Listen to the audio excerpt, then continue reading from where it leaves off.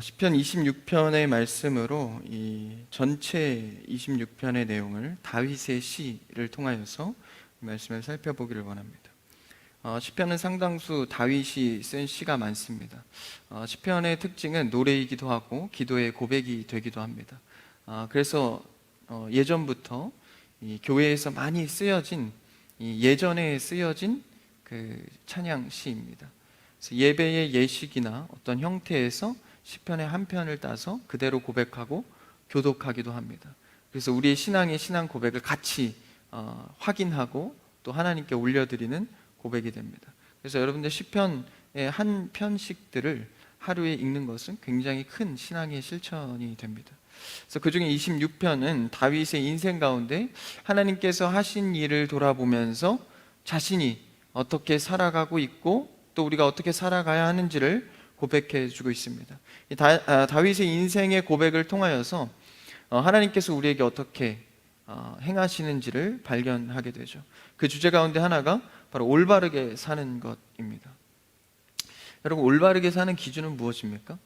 이 도덕도 시대에 따라서 바뀝니다. 어떤 것이 옳은 것이라고 주장하지만 시대나 문화나 환경에 따라서 또 그것이 역전되기도 합니다. 그런데 유일하게 변하지 않는 것을 우리는 진리라고 말합니다. 우리가 믿는 진리는 바로 성경입니다.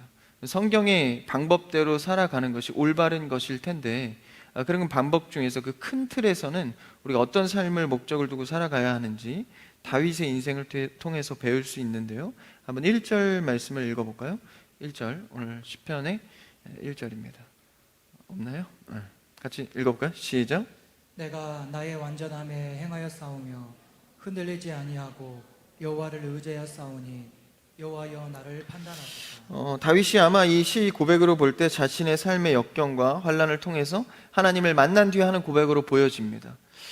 굉장히 좀 당당하기도 하고 뭐 이렇게까지 말할 수 있나? 라는 생각이 듭니다.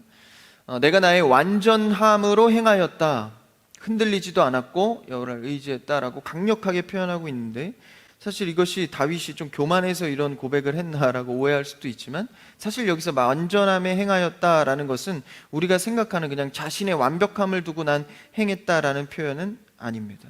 다윗이 완전하게 행했다는 것은 자신의 행실을 두고 하는 말이 아니라 이것은 제의적 표현입니다.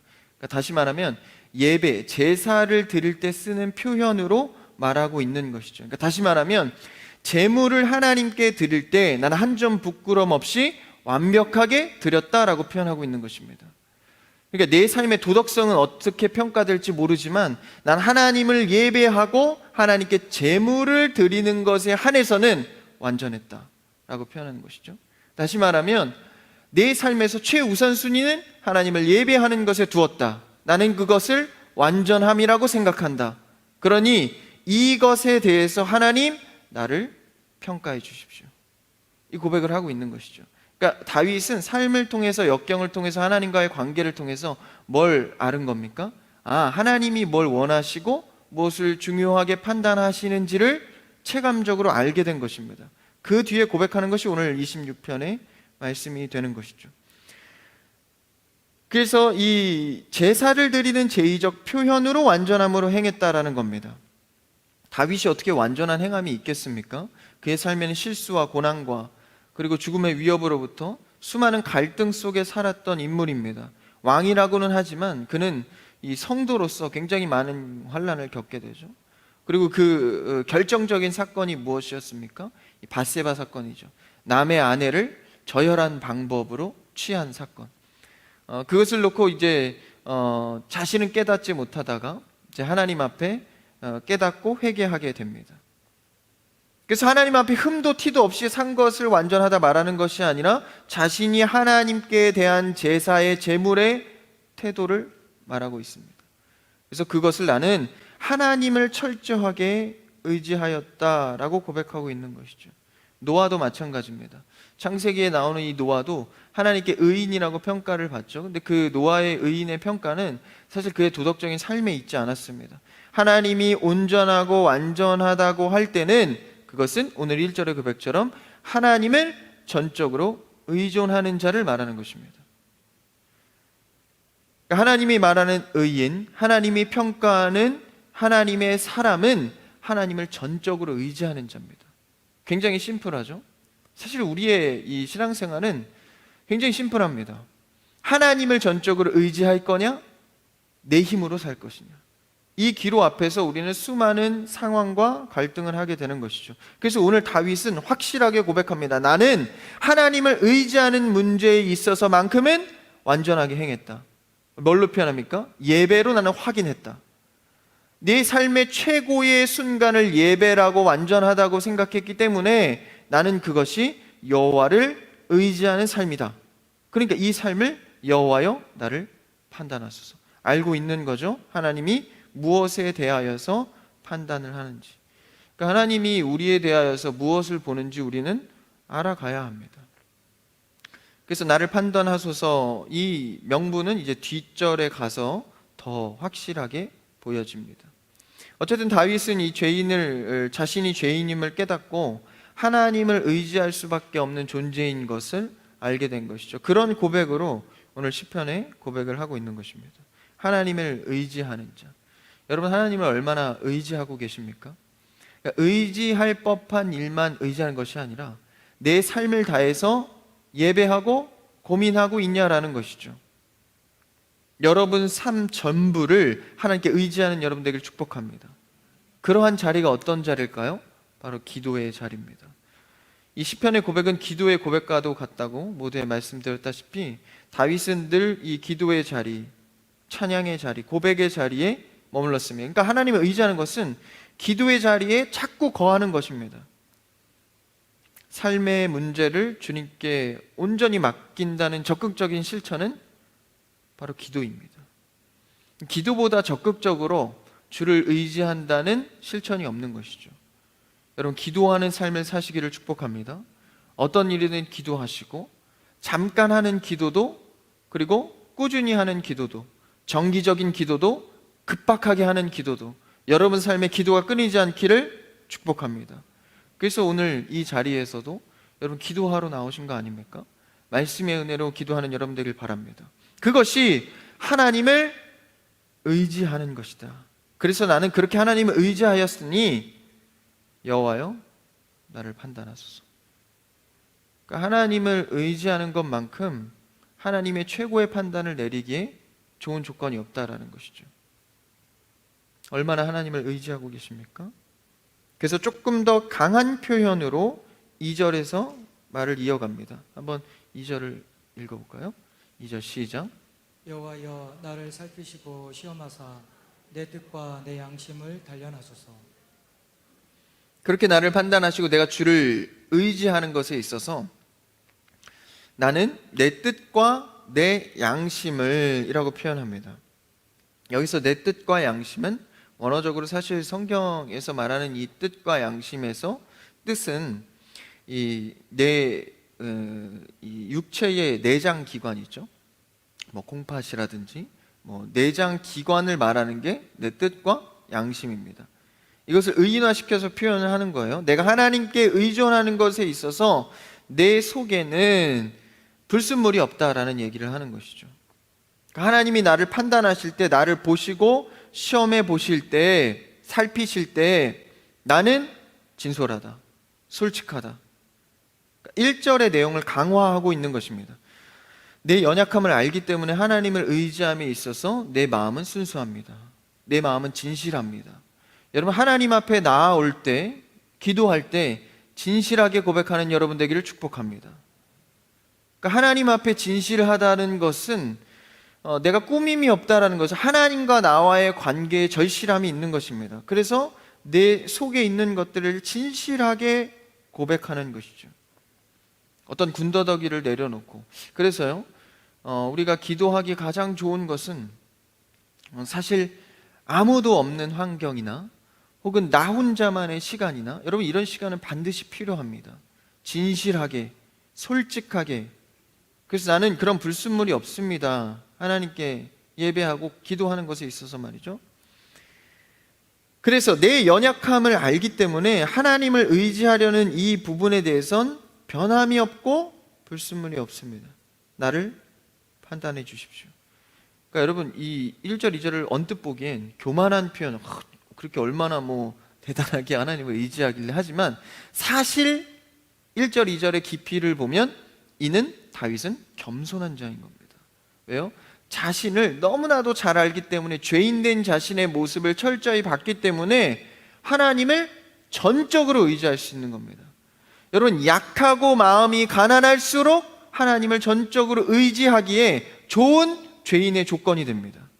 죄인임을 알수록 하나님을 발견하게 되는 것이죠. 나의 약함을 알수록 하나님을 발견하게 됩니다. 나의 약함을 자꾸 모르고 깨닫지 않고 교만할수록 하나님의 필요를 덜 충분하게 느끼는 것이죠. 그래서 때로는 하나님은 강압적으로 환경을 밀어서 사람을 붙여서라도 상황을 악화시켜서라도 내가 어느 자리에 있는지 죄인의 위치를 깨닫게 하십니다. 그래서 하나님께 가까이 갈 수 있도록 만들어가는 것이죠. 이것이 사실 우리에겐 큰 은혜입니다. 그래서 우리가 환난과 고통이나 근심이나 적신이 슬픔으로만 될 수 없는 것이, 그것을 통하여서 하나님은 자신을 의지하는 법을 배우게 하셔서 결국 하나님의 일하시는 것을 발견할 수 있게 하기 때문에 우리 신앙인들은 결코 환난이 슬픔과 좌절로 끝나지 않는 것이죠. 환난을 통하여서 하나님을 전적으로 의지하는 것을 배워가는 여러분 되길 바랍니다. 그래서 이 다윗은 이것을 경험했기 때문에 나의 고백에는 이제 불순물이 없습니다. 죄인으로서 하나님 앞에 나아가오니 나를 판단해 주십시오. 우리 신앙이 태도가 이러해야 하는 것이죠. 주를 의지함이 내 삶의 전부입니다. 진실하게 말이죠. 진실하게. 여러분, 정말 내 삶의 전부를 하나님이라고 생각하고 계십니까? 그러니까 우리의 삶이 전적으로 하나님께 달려 있으면 전부입니다. 이 의지함을 진실로 나아가라라는 것이죠. 다윗도 마찬가지지만 베드로도 사도 요한도 이 성경의 좀 큰 인물들을 보면요, 다 이런 것을 겪었습니다. 주를 의지함에 있어서 처음에는 자신만만하게 하죠. 근데 이제 실패를 겪습니다. 베드로도 절대 예수님 잡혀가게 못합니다. 나는 예수님만 따를 겁니다. 근데 이제 그 큰 권력 앞에 예수님이 잡혀가자 모른 척하죠. 3번이나 부인합니다. 그 뒤에 회개하고 나서 자신의 일상으로 돌아갔을 때 예수님께서 찾아가시죠. 부활하셔서 찾아가셔서 다시 베드로를 반석에 교회를 세우겠다 하면서 사도권을 회복시켜 줍니다. 그때 이후에 베드로가 뭘 하죠? 사람들을 세우기 시작합니다. 교회를 세우기 시작하죠. 변화된 것입니다. 그때 뭘로 변화됐죠? 주를 의지함이 내 삶의 전부인 것을 깨닫게 되는 것이죠. 사도 요한은 어떻습니까? 늘 분기탱천해서 화내고 우레와 같은 자녀가 사도 요한 아닙니까? 나중에 요한 1, 2, 3서를 쓰고 뭐가 되죠? 사랑의 사람이 되지 않습니까? 사랑의 사람. 그러한 자가 어떻게 이렇게 바뀔 수 있습니까?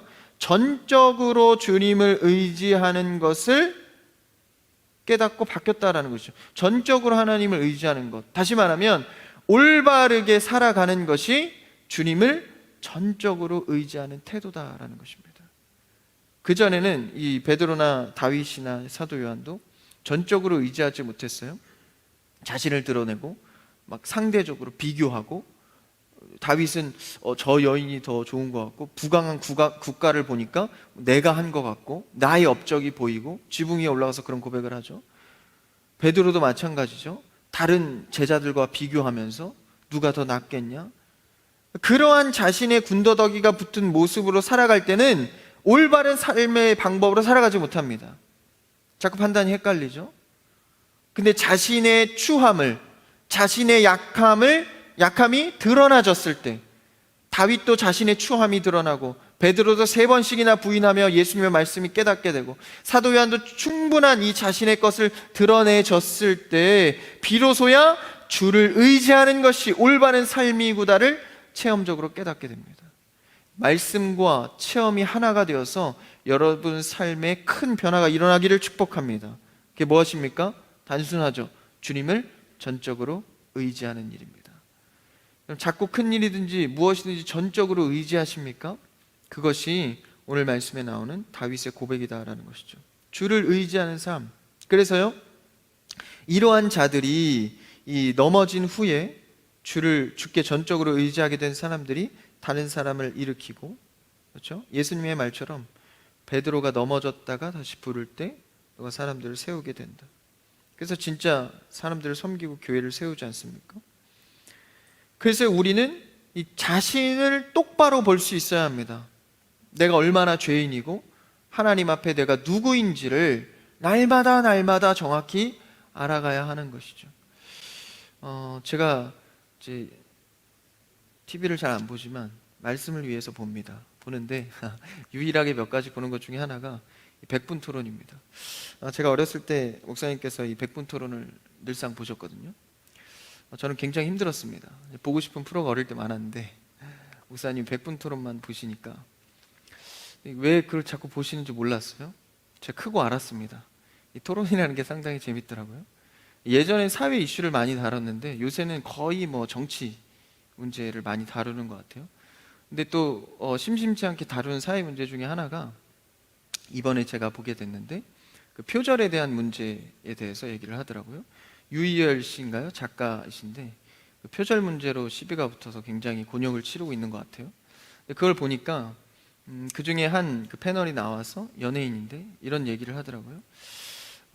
항상 이 자신을 거울로 봐야 합니다. 이런 얘기를 하더라고요. 그래서 자신이 치장한 것, 자신이 남들에게 어떻게 보일까 이런 거울을 보지 말고 거울 속에 나라는 사람을 솔직하게 봐야 합니다.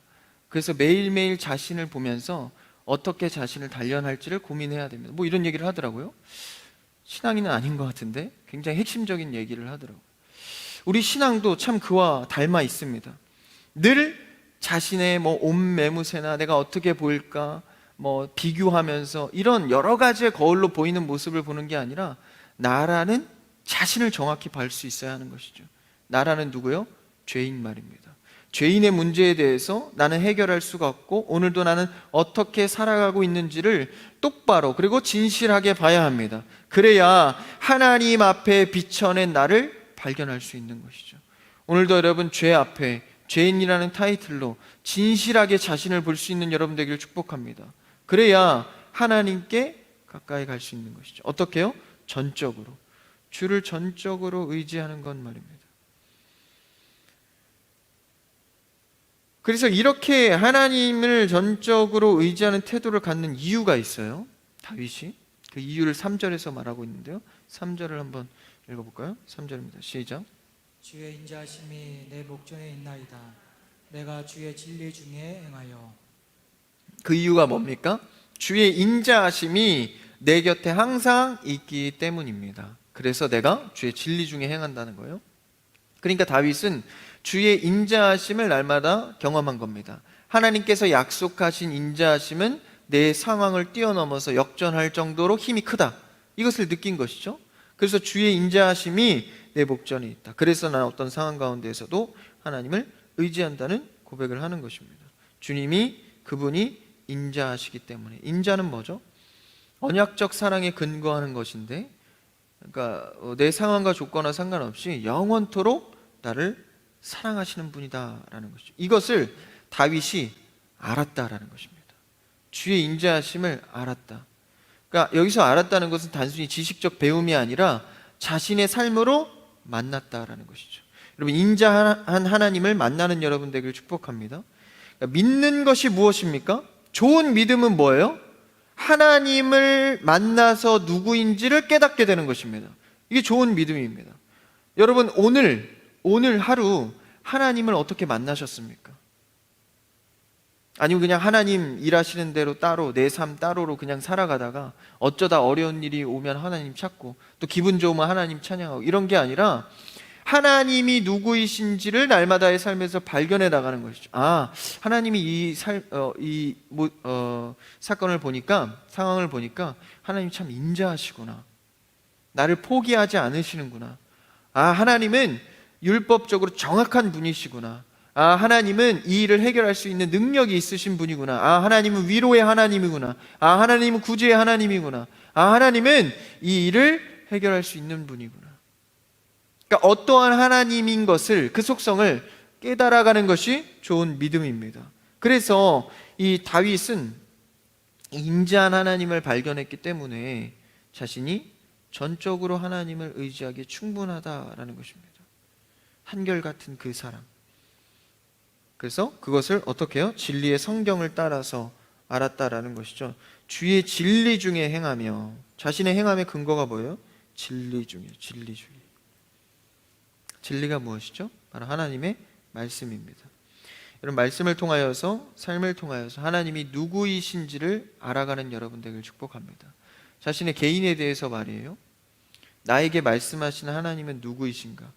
인자하시고 성실하신 그 하나님, 하나님의 인자에 기대는 것이죠. 다윗은 그 하나님의 인자에 기대고 있는 것입니다. 기대어 고백하고 그리고 선포하고 있는 것이죠. 여러분, 이 밤 여러분 기도하실 때 하나님의 인자하심에 기대어 기도하는 여러분들을 축복합니다. 여러분의 기도 제목을요, 인자하신 하나님께 맡겨보십시오. 변하지 않는 영원하신 하나님. 그래서 그 고백을 강화하고 이제 넘어가서 어떤 표현을 합니까? 한번 4절을 읽어볼까요? 4절 한번 읽어봅시다. 시작. 허망한 사람과 같이 앉지 아니하였사오니 간사한 자와 동행하지도 아니하리이다. 5절까지요. 내가 행악자의 집회를 미워하오니 악한 자와 같이 앉지 아니하리이다. 앉지 아니하고 동행하지 아니하고 앉지 아니하고, 이게 표현 뭐죠? 우리가 시편에서 잘 아는 1편 1절이죠. 그렇죠? 악인의 꾀를 따르지 아니하고 오만한 자리에 앉지 아니하고 죄인의 길에 서지 아니하고. 이게 다 뭡니까? 지금 시편의 첫 고백을 따와서 하는 비슷한 표현이죠. 근데 우리가 시편 1편 1절에서 기억할 것이, 이 악인의 꾀를 따르지 않고 죄인의 길에 서지 않고 오만한 길에 앉지 않는 것이 뭡니까? 그 앞에 주어가 복 있는 자는, 복 있는 자는. 그러니까 이런 일을 행해야 복 있는 자가 된다는 것이 아니라 복 있는 자는 이러하다라는 거예요. 그러니까 이 시간 여러분의 생업과 삶을 내려놓고 삶을 중단하고 예배하고 기도하러 나오신 여러분들은 복 있는 자들이다라는 것입니다. 이 기도와 예배를 해서 복된 게 아니라 복 있는 자들은 이런 일을 한다라는 것이죠. 그러니까 우리는 이미 복된 자들입니다. 하나님을 알게 되었고 하나님을 찬양하고 하나님을 찾고 기도하는 일은 하나님이 복된 자로 이미 선정했기 때문입니다. 그래서 우리가 기도의 응답이 더디거나 예배할 힘을 잃었다고 해도 언젠간 우리는 하나님께서 회복시킵니다. 왜요? 우리는 이미 주어가 복 있는 자들이기 때문이 그렇습니다. 그러므로 우리의 모습들은 예배하는 것, 기도하는 것, 부족해도 믿음이 약해도 다 뭡니까? 은혜로 하는 것입니다. 이미 복 있는 자들이기 때문입니다. 그래서 그것을 다윗이 명확히 알고 나서 이 복 있는 자의 모습으로 나는 지금 살아가고 있다라는 것을 말하고 있는 것이죠. 그 다음 6절, 8절, 6절에서 8절까지 문단을 한번 읽어볼까요? 시작. 여호와여, 내가 무죄함으로 손을 씻고 주의 제단에 두루다니며 감사의 소리를 들려주고 주의 기이한 모든 일을 말하리라다. 여호와여, 내가 주께서 계신 집과 주의 영광이 머무는 곳을 사랑하오니. 굉장히 성경에서 이 드문 표현을 합니다. 주의 영광이 머무는 곳을 사랑한다. 사랑한다. 교회를 사랑한다. 주님이 거한 곳을 사랑한다. 이런 표현 잘 안 하거든요. 근데 오늘 말씀 표현에 나옵니다. 내가 주님께서 거한 곳을 사랑한다. 그러니까 여러분, 사랑하면 나오는 저절로의 모습이 있다라는 거예요. 연인과의 관계에서 싸우는 이유가 뭡니까? 막 꼬치꼬치 따지죠. 사실 그 깊은 기저를 보면 사랑이 오가고 있지 않기 때문에 허전함을 표현하는 겁니다. 그래서 뭐도 거슬리고 그렇죠? 사랑하면 다 해결이 돼요. 달라고 하지 않아도 줍니다. 원하지 않아도 찾아오죠. 귀찮을 정도로 연락을 합니다. 왜 그렇죠? 사랑하니까. 사랑의 크기가 너무나도 우선순위의 그 사랑이 크니까 그렇습니다. 여러분, 하나님의 영광과 이 교회와 하나님의 임재를 사랑하는 자들은 올바로 사는 것에 대해서 자유합니다. 왜요?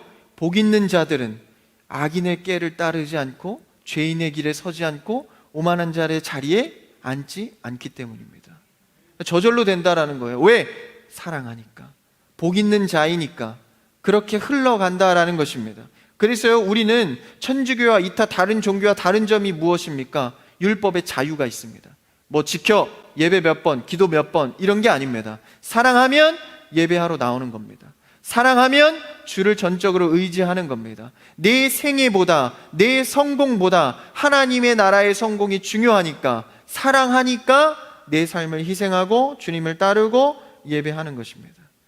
그래서요, 사랑하기 때문에 어떻게 하죠? 관리합니다. 아까 읽은 4절 5절의 말씀처럼 5절에 보니까 행악자의 집회를 미워한대요. 허망한 사람, 이거 뭡니까? 헛된 과치를 따르는 자들과 함께 하지 않는데요. 거기 섞여서 내가 성도인지 그냥 믿지 않는 자인지 그 분별이 없지 않다라는 것입니다. 어떻게 해요? 관리를 한다는 거죠. 그래서 여러분, 신앙인들은요, 영적인 것에 굉장히 민첩해야 합니다. 딱 어떤 상황이 오면 피할 줄도 알고 단호할 줄도 알고, 그건 성격과 상관이 없어요. 전 소심해서 그런 말 잘 못하는데요, 그건 상관이 없는 얘기입니다. 신앙인으로서 어떤 결정과 분별을 하는 것은 성격의 문제가 아니라 하나님의 영적인 문제입니다. 내가 하나님을 사랑하고 있는가. 그래서 9절에서 8절에서 멋진 표현이죠. 내가 주께서 계신 집과 주의 영광이 머무는 곳을 사랑하오니.